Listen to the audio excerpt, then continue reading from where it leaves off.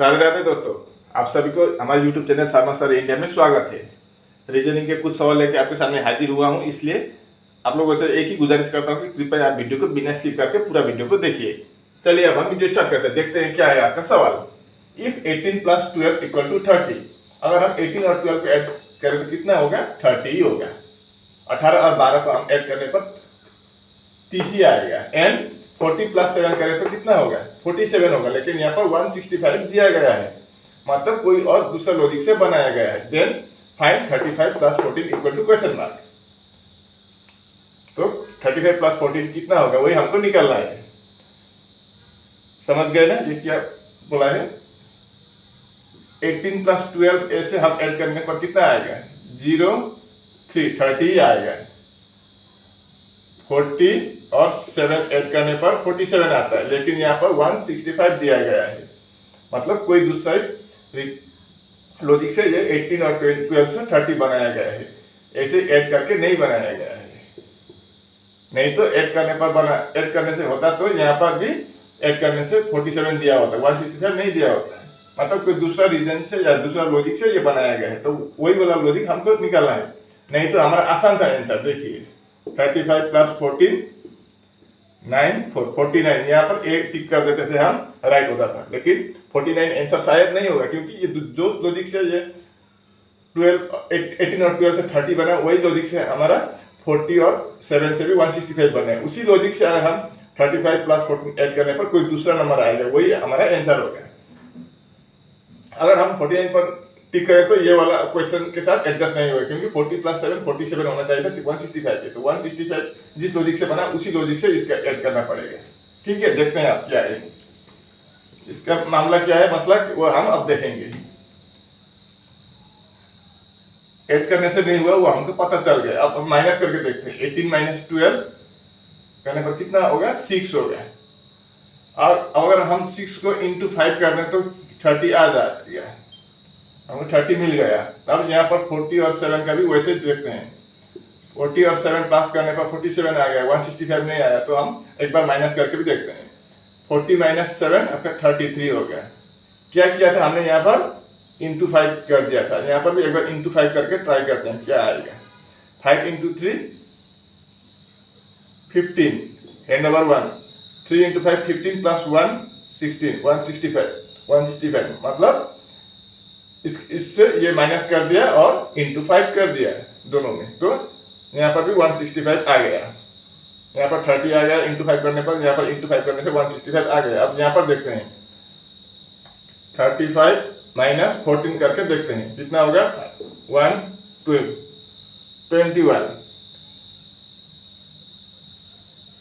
अब इसमें भी हम क्या करेंगे? × 5 करेंगे, तो कितना होगा? 5 × 1 5, 5 2 10, कितना आया?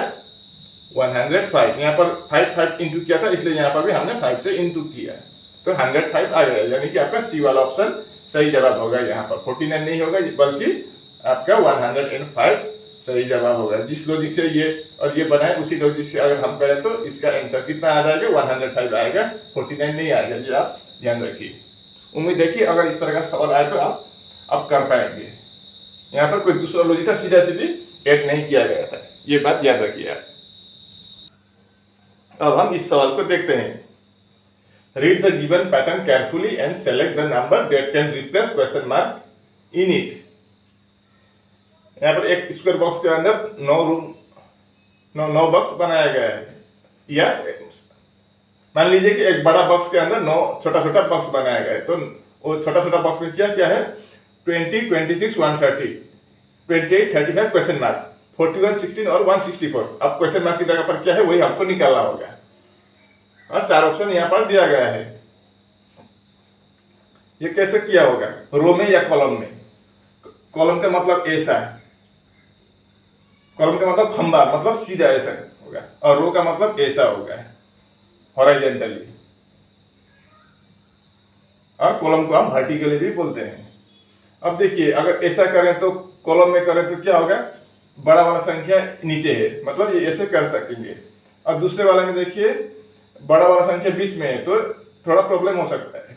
और तीसरे वाला में बड़ा है, लेकिन अगर हम रो में देखें तो क्या होगा, बड़ा वाला संख्या पीछे है, बड़ा वाला संख्या पीछे है, और ऑप्शन में जो दिया गया है वो भी इन दोनों से बड़ा वाला ही है। मतलब ऐसा करने से आसान होगा, हमको शायद चांस ज्यादा है, ऐसे आपका रो में करने से आंसर मिलने का चांस ज्यादा है। तो हम पहले रो से ट्राई करके देखते हैं। जिस तरफ बड़ा संख्या है उस तरफ आप करना होगा, नहीं तो बाद में आपका आंसर नहीं निकलेगा। तो देखते हैं 20 और 26 से 130 कैसे आएगा, छोटा संख्या से बड़ा संख्या आएगा, वही तो बात है। तो 20 और 26 प्लस करने पर 46 हो गया, 130 नहीं हो गया। इंटू करने पर भी 20 इंटू 26 इंटू 2 52, 520 होगा, 130 नहीं हो गया। अब यहाँ पर भी वही हाल है, 41 और 16 से 164 नहीं हो गया। तो इसको कैसे करेंगे आप? अब हम कोई दूसरा मेथड देखते हैं। ये मैथ्स वाला से या फॉर्मूला नहीं होगा, ये हमारा रीजनिंग है, मैथ्स के साथ इसका कोई संबंध नहीं है। ये मैथ्स से अलग ही चैप्टर है। अगर मैथ्स से मिलता जुलता होता तो ये आपके क्लास सेकेंडरी लेवल हो या आपका इंटर लेवल, कॉलेज लेवल, सभी लेवल में आपके ये इस तरह का सब्जेक्ट होता है। लेकिन ये बेतुका टाइप का प्रश्न है, ये कोई आगे पीछे का इसका कोई लिंक ही नहीं है। इसलिए इसको सिर्फ एक आपके कॉम्पिटिटिव एग्जाम में आपका आईक्यू टेस्ट करने के लिए ही इस तरह का सवाल पूछते हैं, बाकी इसका कोई वैल्यू ही नहीं है। ये कोई भी समझ लीजिए, इसका कोई वैल्यू ही नहीं है वास्तव में बोले तो। ये सिर्फ आपका आईक्यू टेस्ट करने के लिए, किस तरह से निकलने से आंसर निकलेगा वही आपका आईक्यू टेस्ट करने के लिए ये इस तरह का सवाल बना के, उलपटंग सवाल बना के पूछते हैं। ठीक है, तो अब देखते हैं यहाँ पर कैसे ये 20 और 26 के 130 आया। अगर हम 20 इंटू 26 करें तो कितना होगा, 26 इंटू 2 52 सॉरी, और 0 का 0 यानी कि 520। अब 520 से 130 कैसे लाए? अगर हम इसको 4 से डिवाइड करें तो आपका 130 आ जाएगा, डिवाइड बाई 4 कर दिया मैंने। और यहाँ पर पहले इसका देखते हैं, वैसा ही एक ना दूसरा कोई लॉजिक है। 41 इंटू 16 कितना होगा ये, 41 इंटू 16, 6 1 और 6, 6 4 are 24, 41 इंटू 1 41, 6 5 6, 6 5 6 आ गया। अब 6 5 6 को हम 4 से डिवाइड करें तो कितना आ गया, और देखना होगा आप। 6 5 6 को यहाँ पर 4 से डिवाइड किया, तो यहाँ पर भी हम 4 से डिवाइड करेंगे तो 4 से 4 1 are 4 1 is 4 2 5, 4 6 are 24, और 6 है ये 4 5 6 5 6 1 और 6। अब 4 4 are 16 यानी कि 164 आ गया है।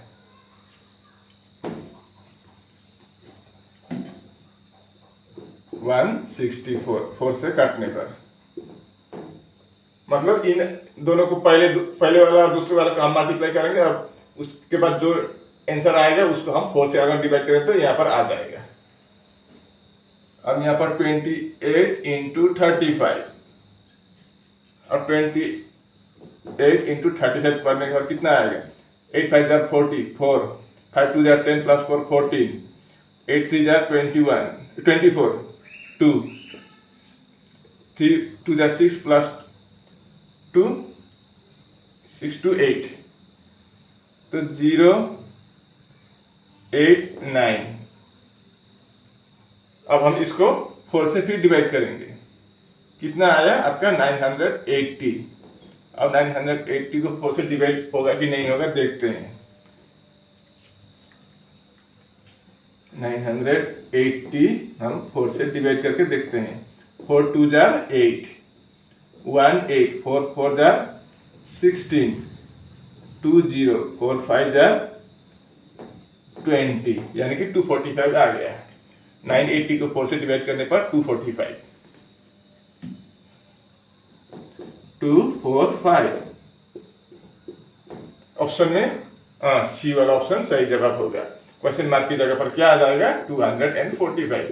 यहाँ पर कुछ नहीं किया था, बस पहले वाला और दूसरे वाला को मल्टीप्लाई किया और जो भी मल्टीप्लाई करने पर जो दोनों का आया था रिजल्ट, उसी रिजल्ट को हमने 4 से डिवाइड कर दिया तो ये वाला मिल गया। ठीक है, उम्मीद है कि इसको भी आप अच्छी तरह से समझ गए होंगे। इसी तरह का सवाल आगे पीछे करके हो सकता है आपके नंबर अलग हो, लेकिन इस तरह का सवाल आपके एग्जाम में जरूर आएगा, ये 100% श्योर है। नंबर हेर फेर कर देंगे लेकिन सवाल इसी तरह का होगा। और इसके साथ हमारा वीडियो भी यहीं पर समाप्त हुआ है। अगर वीडियो अच्छी लगी तो लाइक शेयर और सब्सक्राइब जरूर करना है। आज के लिए बस इतना ही। राधे राधे।